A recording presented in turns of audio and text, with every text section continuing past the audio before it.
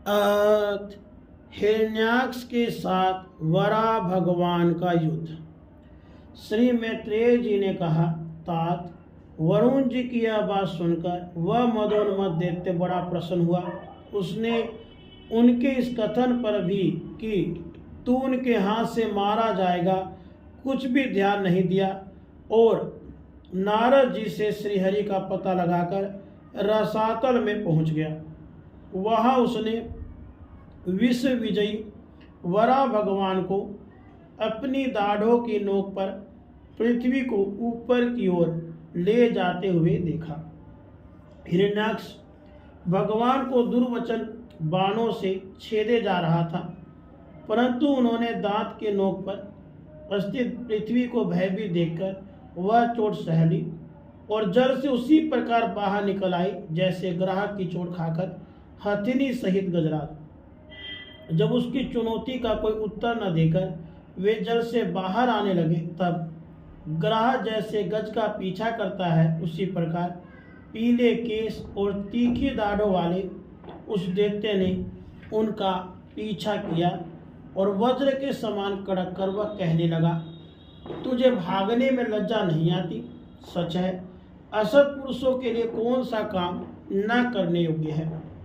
भगवान ने पृथ्वी को ले जाकर जल के ऊपर व्यवहार योग्य स्थान में स्थित कर दिया और उसमें अपनी आधार शक्ति का संचार किया।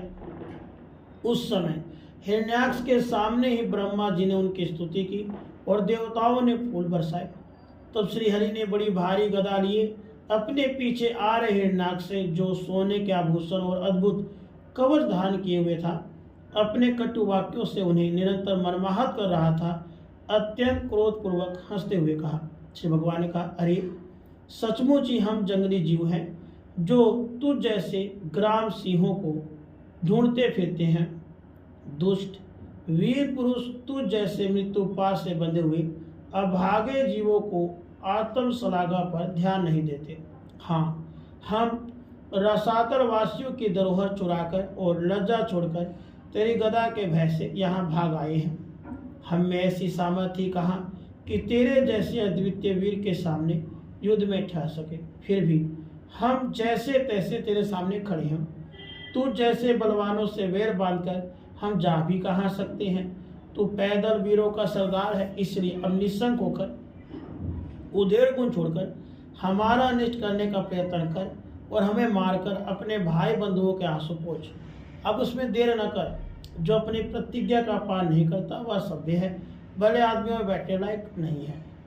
मैत्रेय जी कहते, विदुर जी, जब भगवान ने रोष उस दैत्य का इस पर खूब उपहास और तिरस्कार किया, तब वह पकड़कर खिलाए जाते हुए सर्प के समान क्रोध से तिलमिला उठा। वह खींचकर लंबी लंबी सांसें लेने लगा।